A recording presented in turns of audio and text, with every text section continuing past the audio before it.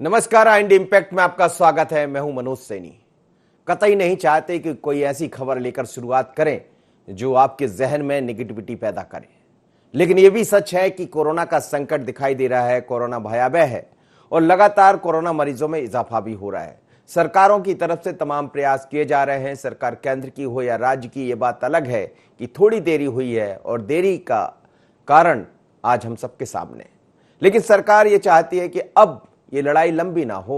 लड़ाई लंबी है, सरकार ये समझ रही, लेकिन कैसे इसको रोका जाए। पर दुखद खबर यह है कि आज फिर हमने एक जन नेता को खो दिया, कलावती भूरिया को। कांग्रेस की विधायक रही, जुझारू विधायक के रूप में उनकी पहचान रही है झाबुआ और बाकी चीजों में। लेकिन उससे पहले नंद कुमार चौहान हो या भारतीय जनता पार्टी के करीब, अभी हम देखें बीते 2-3 महीने में, क्योंकि लगातार बीजेपी की तरफ से जो जारी होता है प्रेस नोट, उसमें ही रोज आता है कि फलाने नेता को बीडी शर्मा जी या शिवराज जी ने श्रद्धांजलि अर्पित की, ये सब। लेकिन ये सब तस्वीरें आखिर क्या कह रही है? ये कलावती भूरिया है, लगातार विधायक रही हैं और उसके बाद वहां नगर पंचायत अध्यक्ष, तमाम पदों पर रही और बहुत ही तेज तर्रार नेता के रूप में आदिवासियों के बीच में, आदिवासी महिलाओं के रूप में जानी जाती है और काम करती रही। कुछ दिन पहले हमने देखा नंद कुमार चौहान साहब भी हम लोग के बीच में नहीं रहे। एक सांसद है जो इस समय उपचाररत हैं दिल्ली में, उनकी हालत ठीक है, हालांकि हालत में सुधार हुआ है।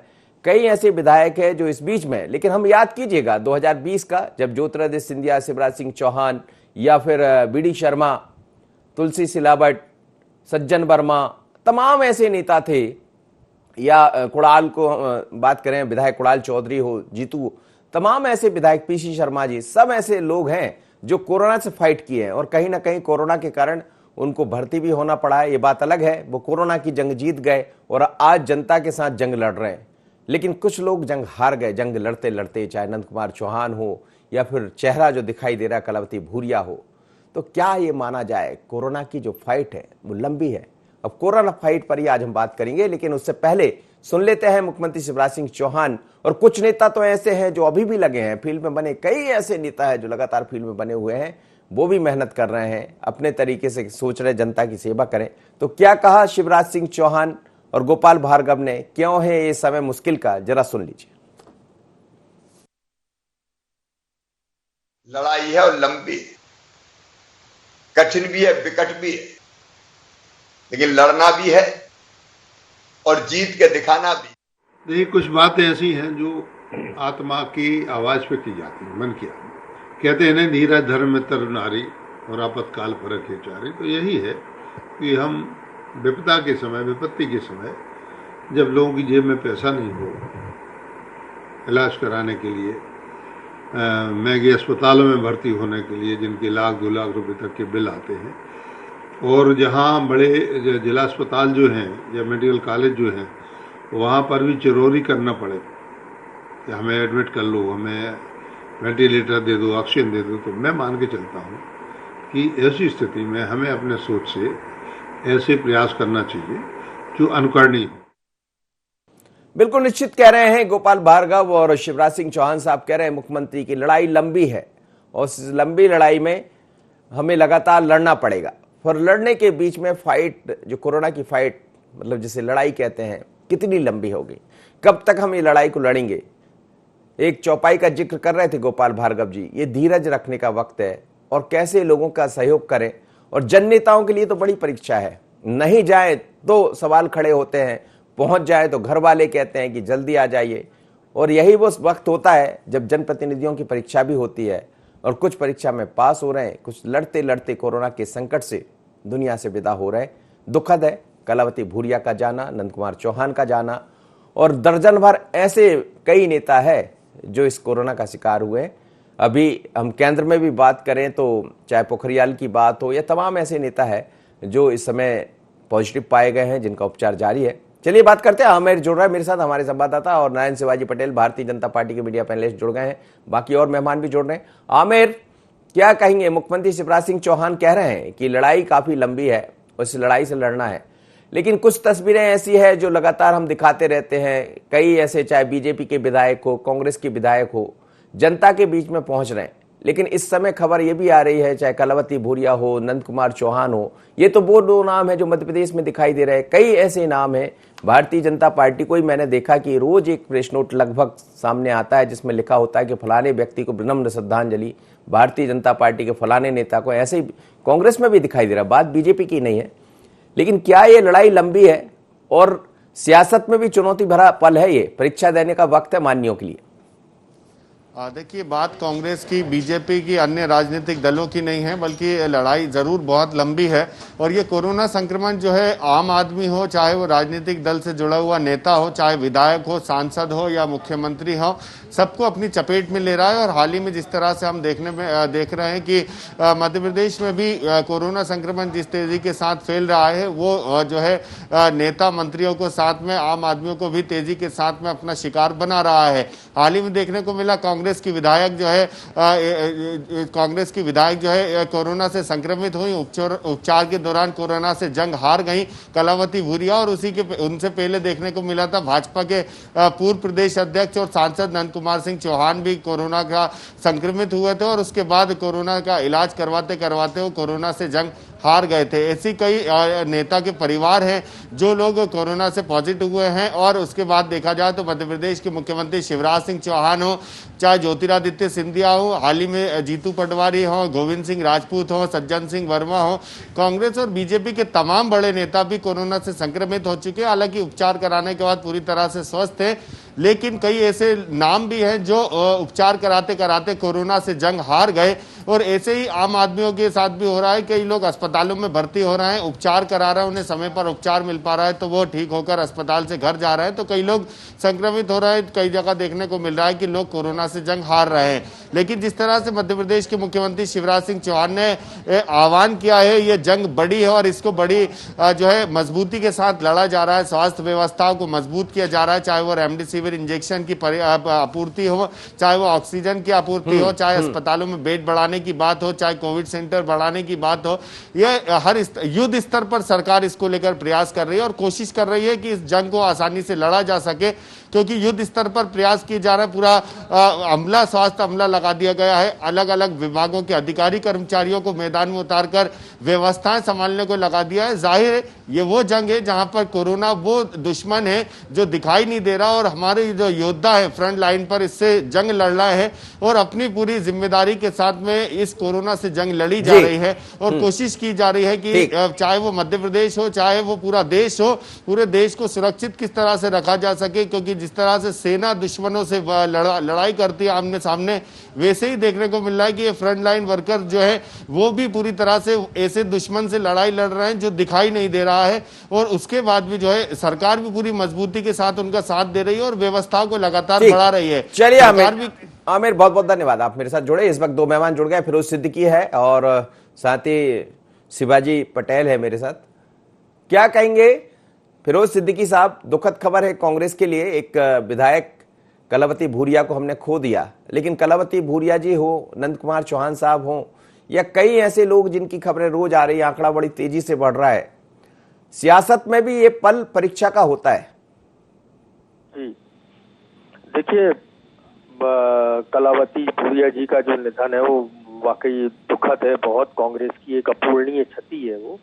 बहुत अच्छी हमारी एक युवा महिला विधायक थी, आदिवासी क्षेत्र से आती थी और वो काफी मुखर रही हैं वो जन समस्याओं को उठाने में, लेकिन अब आज वो हमारे बीच नहीं रही। जहाँ तक सवाल है व्यवस्थाओं का, तो सैनी जी बातें रोज हो रही हैं, लेकिन कुछ होता हुआ जमीन पर दिखाई नहीं दे रहा। अगर आप मैं बात करूं भोपाल में भी, तो हमको एक ऐसा कोई नया सुसज्जित कोविड केयर सेंटर दिखाई नहीं दे रहा जहां ऑक्सीजन की फैसिलिटी हो, वेंटिलेटर्स की फैसिलिटी हो। कल ही मेरे एक पहचान वाले थे जो रात भर वेंटिलेटर ढूंढते रहे कि उनको वेंटिलेटर बेड मिल जाए, उनको वेंटिलेटर बेड नहीं मिला और आज सुबह उनका देहांत हो गया। तो ऐसी बहुत सारी खबरें सबके पास आ रही हैं, लेकिन व्यवस्थाओं को अब आज 1 महीना हो गया, लोग 1 महीने से इंतजार कर रहे हैं। ठीक है, हम पहले तैयारी नहीं कर पाए, लेकिन जब अब 1 महीना हो गया तो 1 महीने बाद तो स्थितियों को समझ जाना चाहिए था। और जो अभी ज्योतिष शास्त्र भी कह रहा है, पेपर में मैं पढ़ रहा हूँ, वो एक अलग साइंस है, प्रेडिक्शन साइंस है। जो WHO कह रहा है कि अभी तो ये मामले और बढ़ेंगे, अभी तो इसका कोरोना का पीक नहीं आया, और उस कोरोना का पीक नहीं आया, लेकिन अभी तक हमारी तैयारियां उस प्रकार से नहीं दिख रही है कि उस कोरोना के पीक को हम झेल जाएं और उस कोरोना के पीक से हम लड़ाई कर सकें। रेमडेसिविर रोज आ रहा है, लेकिन मिल किसी को नहीं रहा। रोज देख रहे हैं हम कि व्हाट्सएप पे अब वो तो स्थिति वही है फिरोज जी, एक अनार 100 बीमार जैसी स्थितियां हैं। जो संख्या में आ रहा है उससे कहीं ज्यादा। आप देखिए, यदि आंकड़ा उठाकर देखेंगे तो संख्या आती है वो सिर्फ एक जिले के लिए हो जाती है, लेकिन सभी जिलों में सप्लाई की जाती है। अब जिसकी जहां, सीधी सी बात है, मैं तो कहूंगा कि जिसकी जैसी जुगाड़ बैठ जाए और जिसका जिससे जैसे काम हो जाए उसको मिल जाता है। जिसकी जैसी जुगाड़ बैठ जाए उसको, अगर वो साधन संपन्न है और हम रख सकता है तो हो सकता है, अन्यथा नहीं हो सकता। चिरायु हॉस्पिटल हो या कोई भी, जितने भी प्राइवेट तमाम हॉस्पिटल हो, सरकार ने कहा था कि हम निगाह रखेंगे, कोई किसी के साथ किसी मरीज के साथ इस तरीके का काम नहीं होगा कि उससे पैसे हटे जाएं। ऐसा हो नहीं रहा है।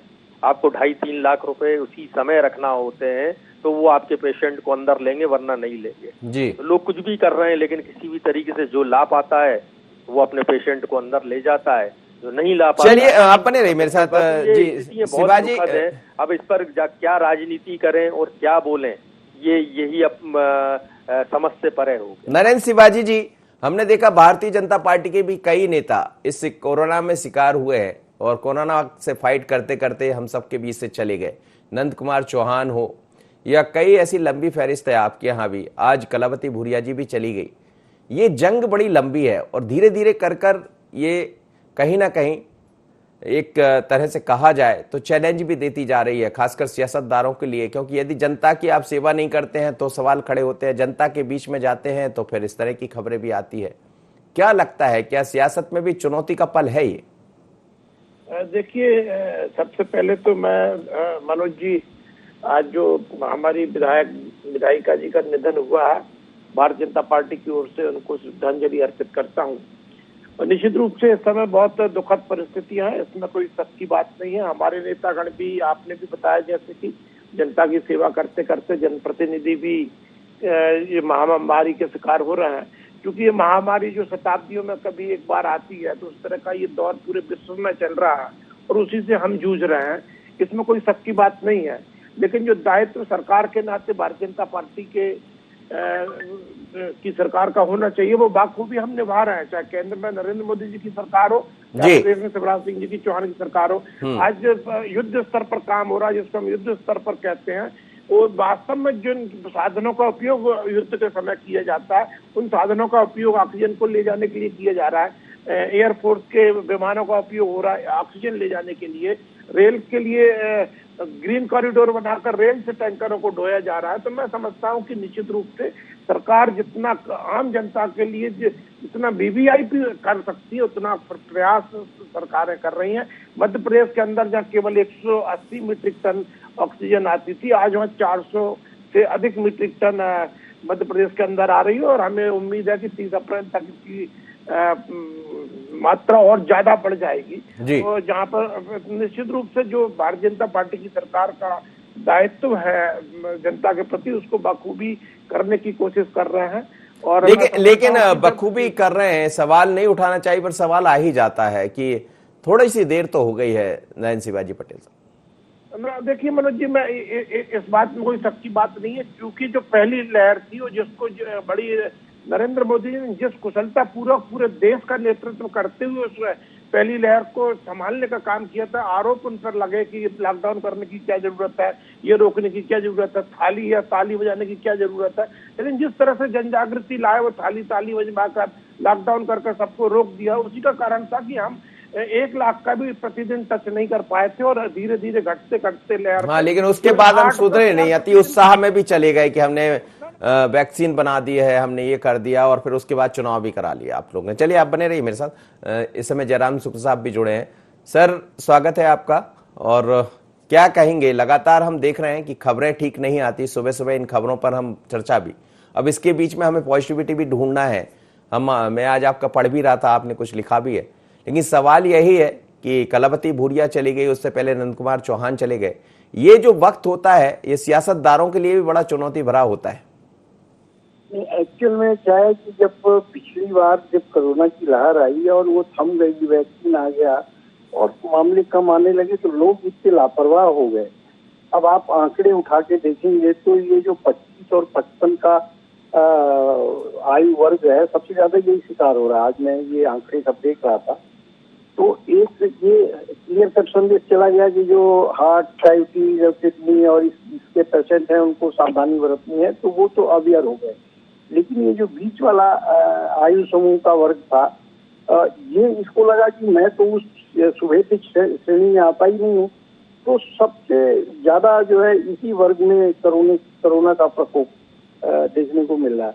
इसकी नियंत्रण आ जाएगी 20 दिन के भीतर। तो मैं इसलिए कह रहा हूँ कि तमाम चारों तरफ से जो मेडिकल एजेंसीज हैं, जो मेडिकल की फर्मा हैं और वैज्ञानिक लोग हैं, इतने वैक्सीन ला रहे हैं सामने और ये सब आ जाएंगे। बस इनका एक डिस्ट्रीब्यूशन सिस्टम अराजक नहीं होने पाए तो आप देखेंगे कि 15 से 20 दिन के भीतर स्थितियां नियंत्रण होने लगेंगी। आज के आंकड़े देख रहा था मैं, तो इंदौर में ठीक ज्यादा हो रहे हैं और संक्रमित कम हो रहे हैं। इंदौर के जो आजकल का आंकड़ा था, ये एक अच्छा संकेत है। मतलब इंदौर कुल मिला के इस आपदा में भी रोल मॉडल हो गया। सबसे ज्यादा संक्रमण और सबसे ज्यादा क्योर भी वहाँ पे लोगों ने कर लिया। समाजसेवी संगठन आ गए, प्रशासन से, तो वो हर जगह करना पड़ेगा, समाजसेवी संगठन, प्रशासन और सबसे ज्यादा महत्वपूर्ण स्वयं खुद। तो ये देखना पड़ेगा। और बुरे दौर तो आते हैं, गुजर जाते हैं, फिर नई सुबह होती है, फिर सब कुछ ठीक होता है, सब कुछ ठीक ठाक। लेकिन ये सियासत आज कलावती भूरिया जी भी नहीं रही, उससे पहले नंद कुमार चौहान और कई ऐसे नेता है जो इस बार काल के गाल में समाये हैं कोरोना के कारण। आम जनता की जिक्र करें या फिर एक और आज एडिशनल एसपी चले गए, तो क्या ये जो कोरोना वॉरियर्स फाइटर कहेंगे इनको, क्योंकि लगातार जनता के बीच में रहें, जनता के बीच में ना जाएं तो भी सवाल है और जाते हैं तो भी सवाल है। ये तो सामान्य नागरिक ही हैं। ये फॉरेस्ट के 2 IAFS कोर्स के बारे में भी मैं पढ़ रहा था। वो जी। तो ये भी तो हमारे भाई बिरादर है ना, हमारे ही परिवार के हिस्से है ना। तो ये कोरोना तो समदर्शी होता है। ये रोग जो है, प्राकृतिक आपदाएं समदर्शी होती हैं। वो अच्छे और बुरे में भेद नहीं कर पाती कि कौन समाज सेवा में लगा हुआ है और मुझे इसको नहीं होना चाहिए, और कौन ऐसा है जो एंटी सोशल एलिमेंट है, हमको हो जाना चाहिए। ये प्रकृति की जो आपदाएं हैं ये तो समदर्शी होती हैं, सबको समान रूप से करती हैं। तो जो युद्ध के मोर्चे में लगे रहते हैं सैनिक, तो उनको मालूम है कि गोली दुश्मन की आएगी तो हमको सीने में हमारे लगेगी। उसी तरीके से प्राकृतिक आपदा से जूझने वाले भी जो सैनिक हैं, उनको ये उम्मीद रहती है, वो जब घर से चलते हैं तो उनके घर परिवार के लोगों को मालूम होता है, वो दहशत में आ जाते हैं कि जब ये लौटे तो कहीं ये भी बीमार होके न लौटे। तो 50 समझाइशें देके, ईश्वर की मन्नतें करके भेजते हैं। तो ये तो एक समाज की प्रक्रिया है। और इसमें जैसे एक चीज क्या है ना, हमारा सोशल मीडिया बड़ा वोकल है, समावाना रखता है। कौन नेता बीमार होता है, कौन नेता मरता है, कौन डॉक्टर बीमार होता है, कौन डॉक्टर मरता है, कौन IAS बीमार होता है, कौन इस तरीके की पटाख की बातें चलाने लगते हैं। बिल्कुल सही बात है, ऐसी बातें चलती रहती है जब लोग तमाम। फिरोज सिद्दीकी जी, आप जिक्र कर रहे थे, कई सारी खामियां भी आप दिखा रहे थे। खामियों के बीच में रास्ता निकालना भी हम सबका काम है। धीरे धीरे कर आप देख रहे हैं कि ऑक्सीजन की व्यवस्था भी अब सरकार कर रही है, वायुयान लगा दी है। आज आप कह रहे थे कि लोगों की जगह नहीं है, लेकिन सेना के द्वारा जो 1000 बेड वाला अस्पताल है वो भी शुरू होने जा रहा है। ट्रेन में अस्पताल बना दिया है।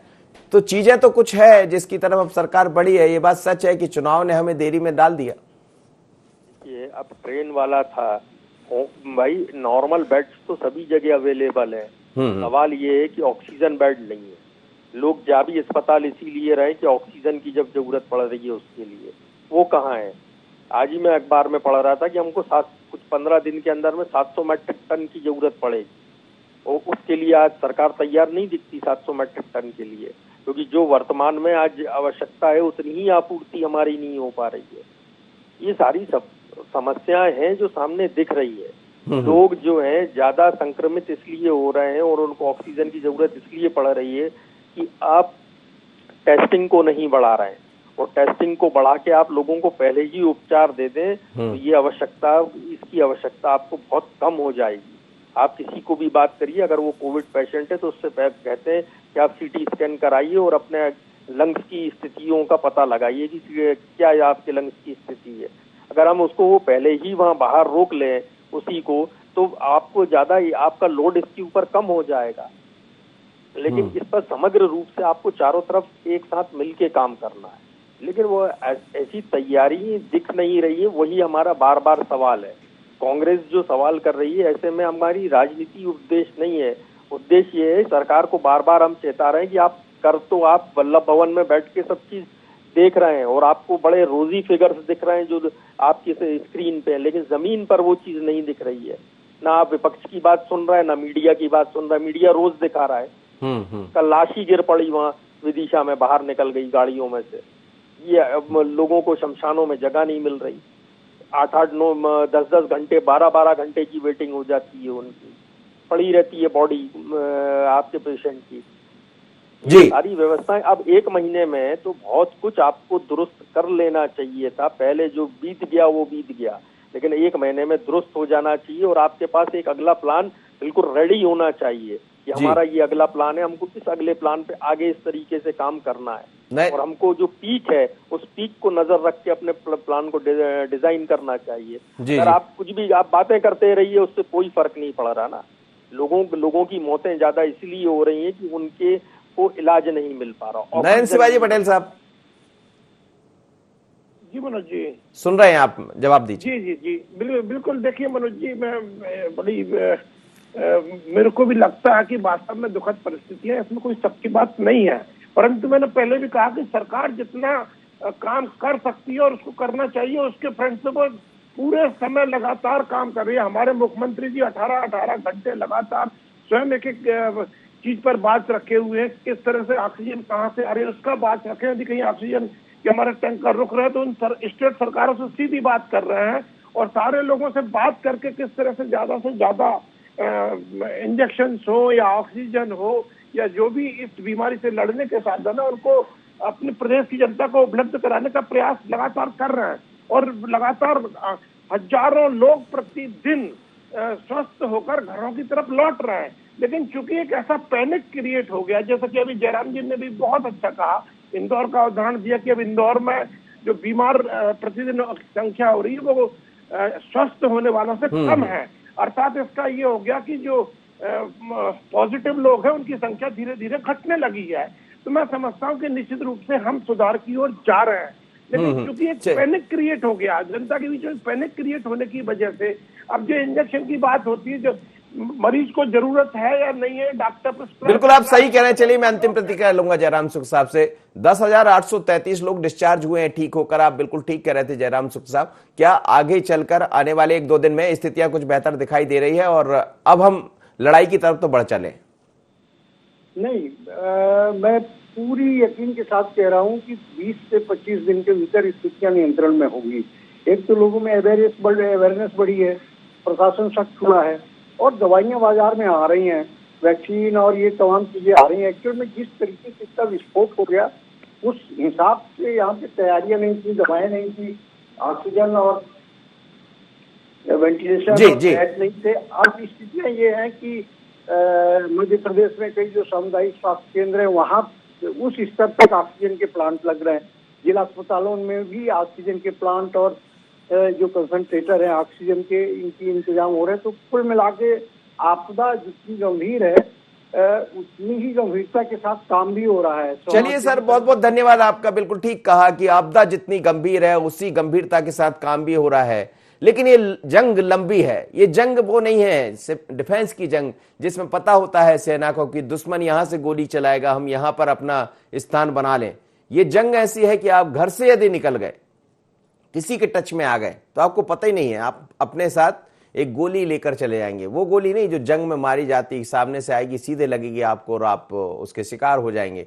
ये ऐसी गोली है कोरोना की जिसे आप अपने साथ लेके चले जाएंगे। आप तो ले जाएंगे लेकिन ये दूसरी तरफ प्रवेश कर जाएगी। तो ज्यादा बेहतर है आप घर में रहिए, घर से मत निकलिए।